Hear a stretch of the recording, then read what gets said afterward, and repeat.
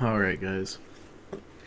So I think this will probably be the last of the week sixes, and then after this we'll move on to week seven. But this is ORAS OU Improbable versus Bengay, aka Crying. Improbable's bringing some fat ass Megalodia, Suicune, Clefable, Torn, just like who's the like Pillsbury Doughboy fat? Like that's literally what he is right now, just absolute fat. I actually like oh my god, I can't speak. I like the look of his team though. It's got a pretty good answer for everything. Clefable's obviously really good. Suicune is really underrated. Torn is obviously Jesus. I've been trying to make a Megalodios team for a little bit, and then Suicune is obviously my favorite mon, so I might have to go snatch this team up real quick. Probably not good for a live, but I'll get some ladder points. And Bengay has got what also looks to be a fat-ish team. It's definitely leaning towards the offensive side of the spectrum rather than the defensive side of the spectrum.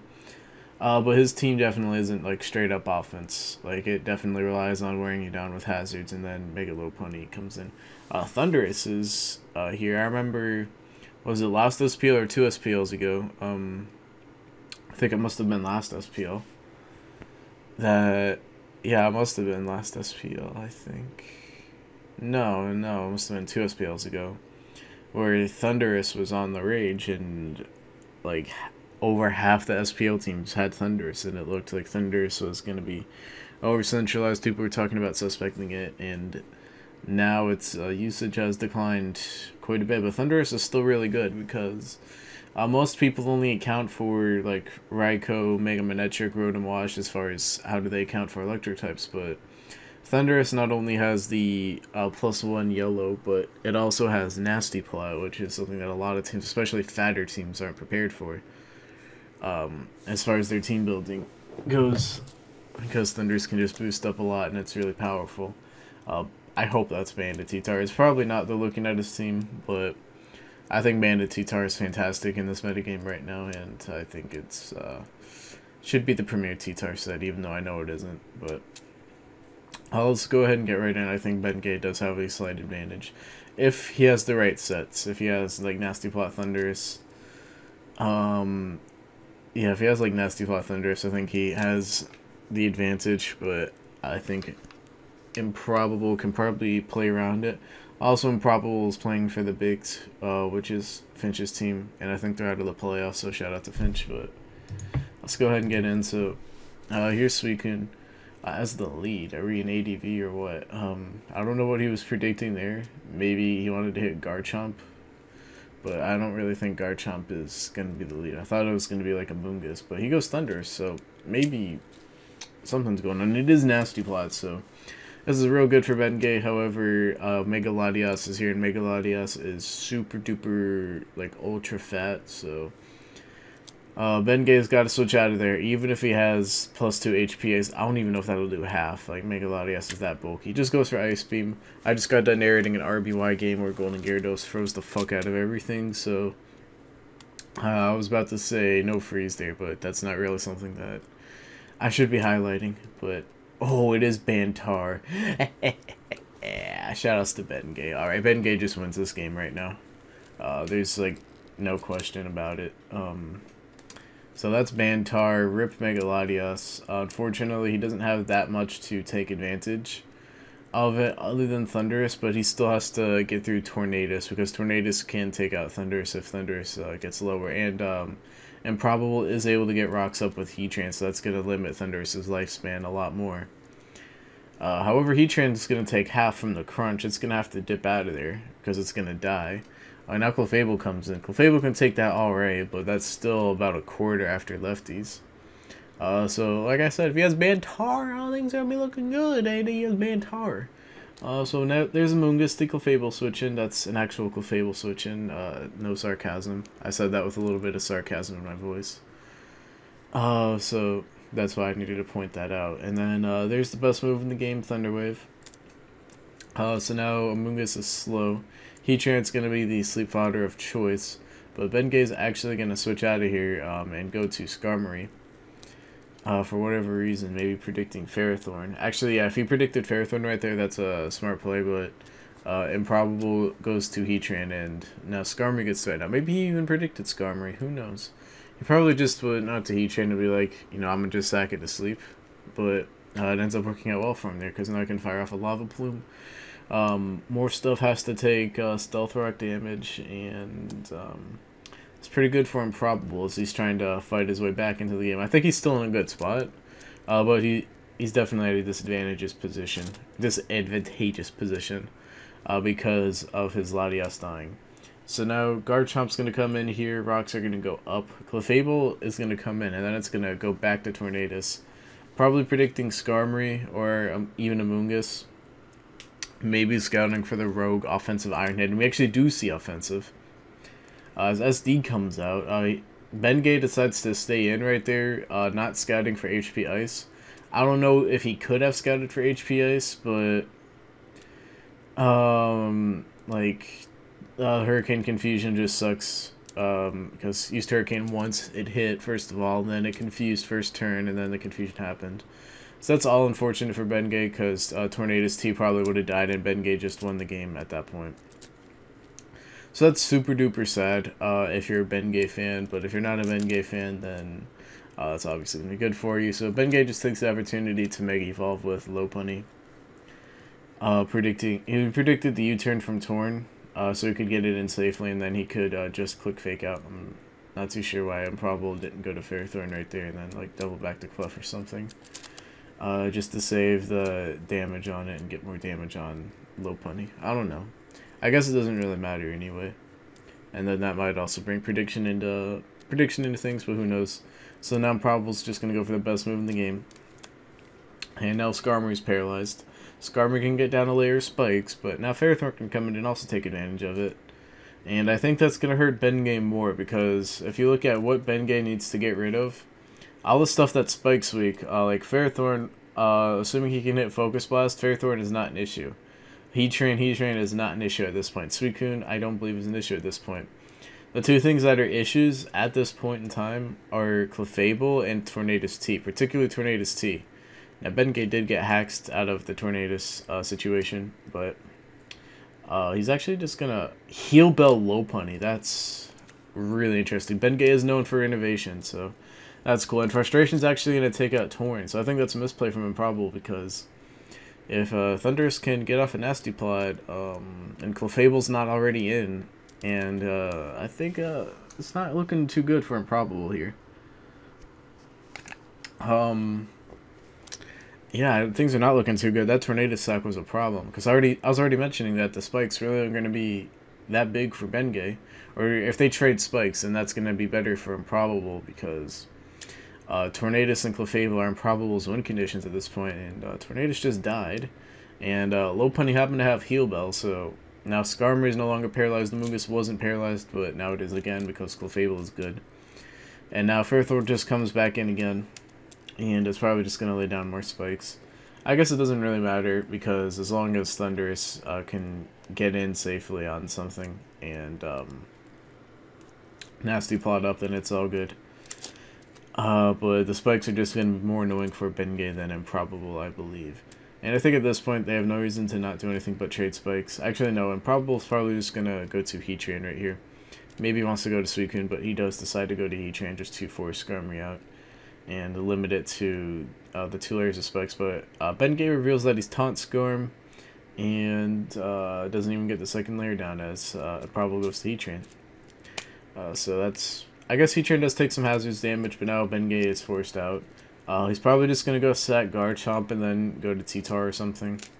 Garchomp is the sack, but Clefable comes in, so that means that Skarmory is probably going to be coming in for Bengay. Well, it depends on what the Skarmory set is, because we see Taunt.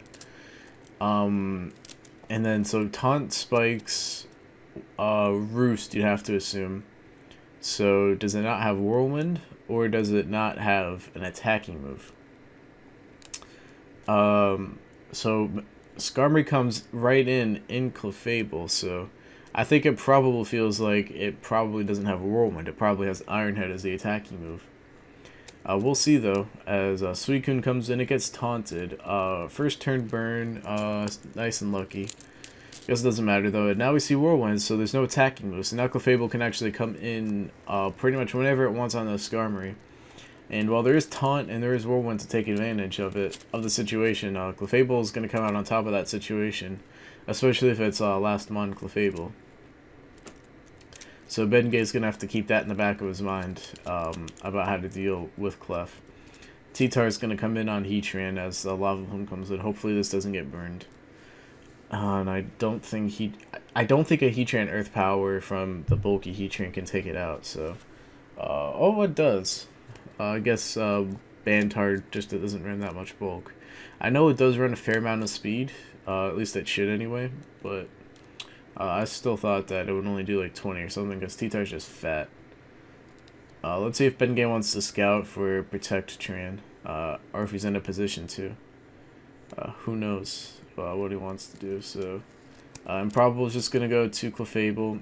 Actually, no, because Rocks, they almost have to carry Taunt, or they're like obligated to.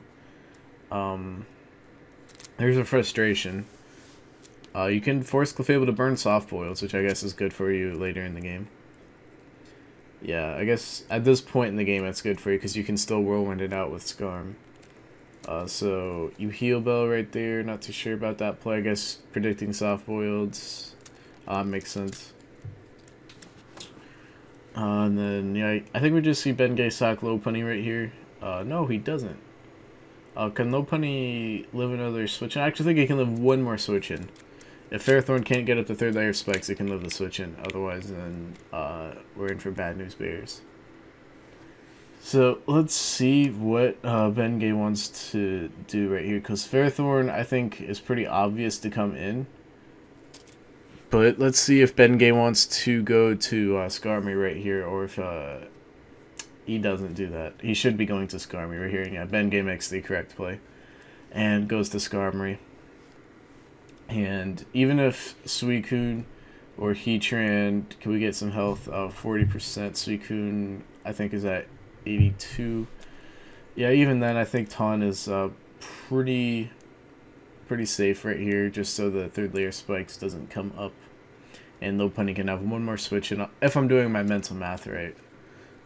So that would be 17, and 6.5 would be 23. Yeah, Lopunny can definitely come in one more time. So now Skarmory is just going to roost right here as Suicune gets taunted. Heatran can come in one more time, though, on the spikes. But now Skarmory's at full health, and it's just going to sit here and be fat. Can actually take a Lava Plume, though, and I'm guessing Skarmory just Whirlwinds. No burn, though. It technically has the same burn rate as Scald, but in practice it's a little different. So Heatran is good as dead, so that's very good for Bengay. Just another one less mon to deal with. Suicune is going to be the switch-in, though, for Improbable. Do we see Bengay Roost right here, or lay up another layer? Yeah, Roost is by far the better play. Or I thought he might Taunt, too, to prevent Ferrothorn from setting up a layer, but Roost, I think, is the overall better play. So now Scald's going to come down. I'm guessing we see more spikes, or another Whirlwind. That's actually probably more efficient to wear down Suicune. Now Heatran's going to come in, so that's no longer a sack. The only thing is that I think last Mon Clefable could be dangerous. Unless that's Clear Smog Amoonguss. If that is Clear Smog Amoonguss, then I think Bengay has this game in the bag. So now Suicune is going to come in, and yeah, Bengay is pretty much prepared. So now Suicune rests. I'm guessing Bengay Whirlwinds it out, and he's pretty well prepared for like balance. These sort of balanced fat teams. There's Clefable. Clefable probably just T-Waves. And then do we see Amoonguss come in or what? Who knows? Clefable's actually going to go, and Suicune is going to come in. I'm actually curious to see what type of Suicune this is. Whether it's the typical Crocoon or if it's the Roarcoon, which I think is more effective at this moment in the meta. And Clefable does have access to Heal Bell, but I don't know if they typically carry it. So I think that Skarmory could have laid down a layer of spikes right there. I know it doesn't matter too much, but it wears Suicune down just a little bit more, and then being able to wear down Fairy Thorn I think is nice. Because I think that the way Bengay's been playing, he can handle Last Mon, Clefable, because I'm pretty sure he has clear Smogon Amoonguss. And then he just lets him... Like, you didn't lose anything from taunting right there. That makes no sense. I still think Bengay has this in the bag, but Chokerinos. Like, that second layer of spike... Like, you could have just taunted, and then you could have gotten up a second layer of spikes, and then whatever comes in, you can just Whirlwind on, or even get a third layer down. Like, that makes no sense to me. But Skarm is just gonna... Skarm does get the layers down. Fairy Thorn's in here. I'm doing stuff in the background, so if you hear any background noise, that's why. And Power Whip happens, doesn't matter because Skarm is fat. Like, I doubt that would have done enough to offset leftovers. Or to do more than what leftovers would offset, so that doesn't matter at all. And Skarm could just sit here and taunt, and Clefable will win 1v1 because it's no attack Skarmory, but being able to prevent the Clefable from setting anything up and just whirlwinding everything around is good. Plus preventing it from T-waving things. I'm still kind of curious how he's going to handle it. Like I said, if it's clear Smogamungus, I think he's in the clearing. If he can prevent it from setting up any Calm Minds and he can get Thunderous in, and he can get off a Nasty Plot, I think he's in the clearing. If he's the rare mixed Gunk Shot Thunderous, even though he already showed Nasty Plot, so that's very improbable. He could be Sludge Wave Thunderous. I might be thinking of the same move.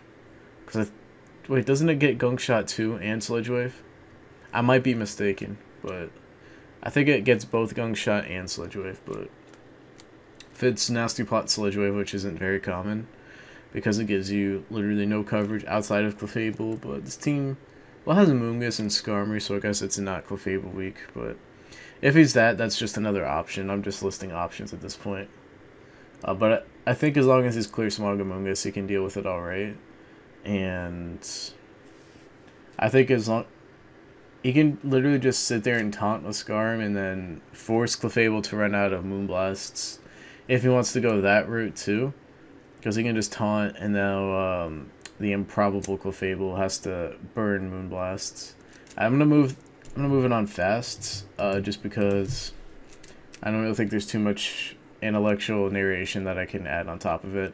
I think at this point Bengay just wins with Skarmory plus Amoonguss. Like I said, maybe Thunderous can come in too, but I think those two mons will just win the game for him. Skarmory might even just solo if the Whirlwinds are right. Because yeah, all he has to do is taunt right here, and now Clefable can't use any of its other moves. So it has to either just switch out, or it has to burn Moonblasts. And yeah, Bengay... How much PP does Taunt have? 32, I believe? So yeah, Bengay can just like sit in here and then just taunt Whirlwind, and he can't really do anything about it, he being improbable. He doesn't switch out right there though. I think that you have to switch out on Clefable and conserve Moonblast PP. Because he's just going to Whirlwind you. I think another Whirlwind is in store right here. Maybe a Roost. I think Whirlwind is better though. Actually switches to Thunderous as a wake up happens. Ooh, if Bengay predicted the Rest Awakening, is that the right word? Then this, yeah, Bengay just wins the game right here. It's over. I think Improbable just clicks X right here, because he didn't get a Calm Mind. Calm Mind might have been his only hope, but ooh, Bengay doesn't even care. He just goes for another one. It's a Nasty Plot with leftover, so maybe that second Nasty Plot was necessary. But yeah, Bengay is looking pretty strong right here. I don't think Clefable takes this. And it is gone. Yeah, Bengay played this game really well. And Improbable played it alright. I just goes for Focus Blood because they're crit. What the fuck, Bengay? I could sleep at night now. Oh my god, Bengay. But yeah, Improbable was just in a really tough spot because his team did not deal with Thunderous very well, like I said early on. A lot of these New Age teams, like these New Age balanced teams, do not deal with Nasty Plot Thunderous well at all because it's just not as common as it used to be, but it's still extremely threatening. And then Bengay brought the good old-fashioned Bantar, and his only counter, which was Make It Latias, got back the fuck up. So that's gonna be the game. Congrats to Bengay. I promise Finch that I'm not just uploading Biggs' losses. I'm just looking through games that look alright, and they all happen to be Biggs games that they lose. Except I think the games that I uploaded from you were wins, so that's all good. But anyways, guys, I hope you all enjoy, and later.